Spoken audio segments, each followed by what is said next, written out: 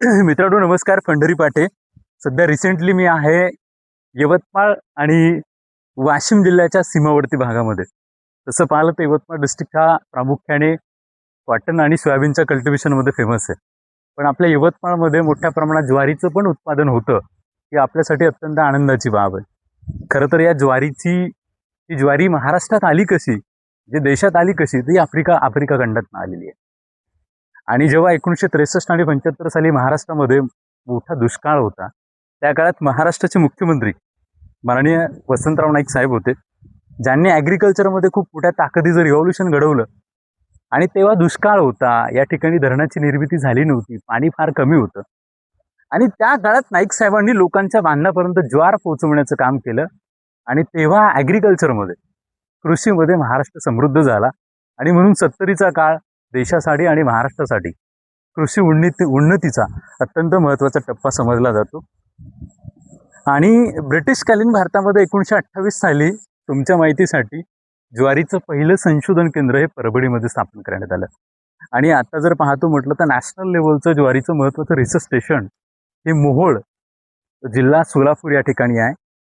आणि महाराष्ट्रात सर्वाधिक जास्त रब्बी ज्वारीचं कल्टिव्हेशन हे सोलापूरमध्ये होतं. खरीप ज्वारीचं मोठ्या प्रमाणात उत्पादन महाराष्ट्रामध्ये अकोल्यामध्ये होतं.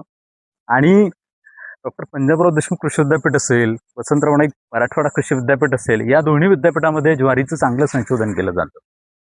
ही ज्वारी एकेकाळी गरिबाचं स्टेपल फूड होतं, पण आता रिसेंटली ही ज्वारी श्रीमंतांच्या ताटामध्ये आपल्याला पाहायला मिळते. कारण लोक डेली आहारामध्ये ज्वारीचा वापर करतात, कारण याचे पर्पज खूप आहेत. शुगर कंट्रोल करते, पचायला बेस्ट आहे, फायबरचं पण कंटेंट असतं, स्टार्च असते काही प्रमाणामध्ये, प्रोटीन 10 ते 12% असतं. त्यामुळं बेस्ट सोर्स ज्वारी आहे. म्हणजे एकेकाळी गरिबाचं स्टेपल फूड आता श्रीमंताचं स्टेपल फूड झालं, एक वेगळं. आणि ज्वारीच्या खूप चांगल्या व्हेरायटीज आहेत. सोलापूरमध्ये रिजनमध्ये जर विचार केला तर मालदांडी एक फेमस व्हेरायटी आहे. पण आता डे बाय डे शेतकरी खरीपमध्ये ज्वारी घेतो, रब्बीमध्ये ज्वारी घेतो, समरमध्ये पण ज्वारी घेतो. आणि ही समर ज्वारी पण आपल्या इकडे ना मोठ्या प्रमाणात चांगले मार्केट अवेलेबल नाही, त्याच्यामुळे शेतकरी थोडासा लॉसमध्ये येतो. कापूस सोयाबीनच्या व्यतिरिक्त विदर्भातला प्रामुख्याने यवतमाळमधला शेतकरी ज्वारीचं उत्पन्न घेतो. ही खऱ्या अर्थानं विदर्भासाठी अत्यंत अभिमानाची गोष्ट आहे. कारण शेतकऱ्यांना ज्या पद्धतीचे भाव मार्केटमध्ये अवेलेबल जर झाले ना, तर शेतकरी अधिक समृद्ध होईल. कारण कमी पाण्यात चांगलं उत्पन्न देणारं अत्यंत महत्त्वाचं पीक म्हणजे ज्वारी आहे.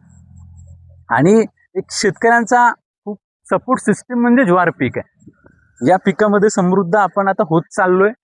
शेतकरी जरी नगदी पिकांचं कल्टिव्हेशन घेत असेल, पण 2023ला इंटरनॅशनल इयर ऑफ मिलेट्स जेव्हापासून सेलिब्रेट व्हायला लागलं, तेव्हापासून कुठंतरी ज्वारीचं उत्पन्न आता वाढत चाललंय. आपण पाहू शकतो यवतमाळ आणि वाशिम जिल्ह्याच्या सीमावर्ती भागामध्ये हा ज्वारचा प्लॉट आहे. साधारणतः मला वाटतं या ठिकाणी 5-6 एकरमध्ये ज्वार आहे. म्हणजे शुगर केन, कापूस असेल किंवा सोयाबीन असेल, त्याच्या व्यतिरिक्त लोक ज्वाराचं चांगलं उत्पन्न घेत आहेत. आणि हे आपण पाहू शकता की चांगलं उत्पन्न, जबरदस्त क्वालिटीचं उत्पन्न घेण्याचं काम या ठिकाणी शेतकरी करतोय. सरकारला या माध्यमातून विनंती करतो की अशा पिकांना आपण प्रोत्साहन दिलं पाहिजे, शेतकऱ्यांना ताकद दिली पाहिजे, चांगला हमीभाव या पिकांना प्रोव्हाइड केला पाहिजे. चांगल्या पद्धतीचं मार्केट जर अवेलेबल केलं तर मला वाटतं विदर्भातला आत्महत्याग्रस्त भागातला शेतकरी अजून समृद्ध होईल. हीच शेतकरी चळवळीच्या माध्यमातून मी पंढरी पाटे या ठिकाणी विनंती करतो.